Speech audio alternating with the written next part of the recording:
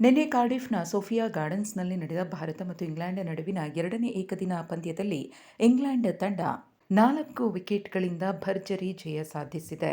ಈ ಮೂಲಕ ಭಾರತ ಮತ್ತು ಇಂಗ್ಲೆಂಡ್ ತಲಾ ಒಂದೊಂದು ಅಂಕವನ್ನು ಪಡೆದುಕೊಂಡು ಏಕದಿನ ಸರಣಿ ಸಮಬಲವಾಗಿದ್ದು, ಮೂರನೇ ಏಕದಿನ ಪಂದ್ಯದಲ್ಲಿ ಯಾರು ಗೆಲ್ತಾರೆ ಅವರು ಸರಣಿಯನ್ನ ಗೆದ್ದಂತಾಗುತ್ತೆ.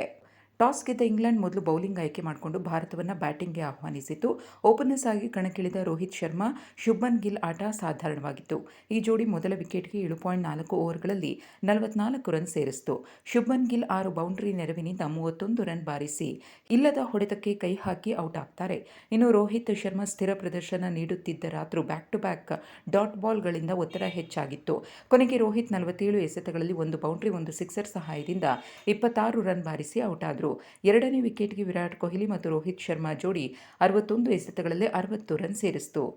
ಇನ್ನು 4ನೇ ಕ್ರಮಾಂಕದಲ್ಲಿ ಇಶಾನ್ ಕಿಶನ್ ಕಣಕ್ಕಿಳಿದ್ರು. ಆದರೆ ಕೇವಲ 1 ರನ್ಗೆ ಪೆವಿಲಿಯನ್ ಸೇರಿಕೊಂಡ್ರು.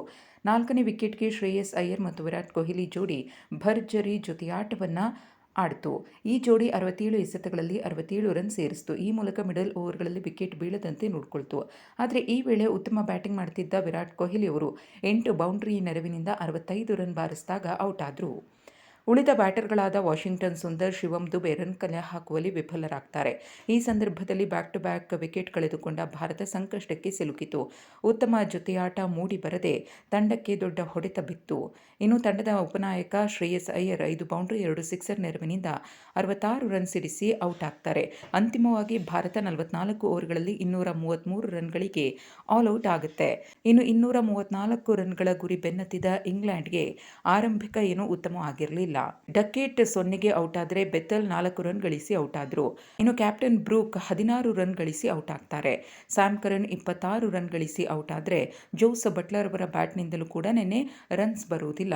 ಕೇವಲ 17 ರನ್ಗೆ ಔಟ್ ಆಗ್ತಾರೆ. ಇನ್ನು ವಿಲ್ ಜಾಕ್ಸ್ 30 ರನ್ ಗಳಿಸಿದ್ರೆ ಅಟ್ಕಿನ್ಸನ್ 23 ರನ್ ಗಳಿಸಿದ್ರು.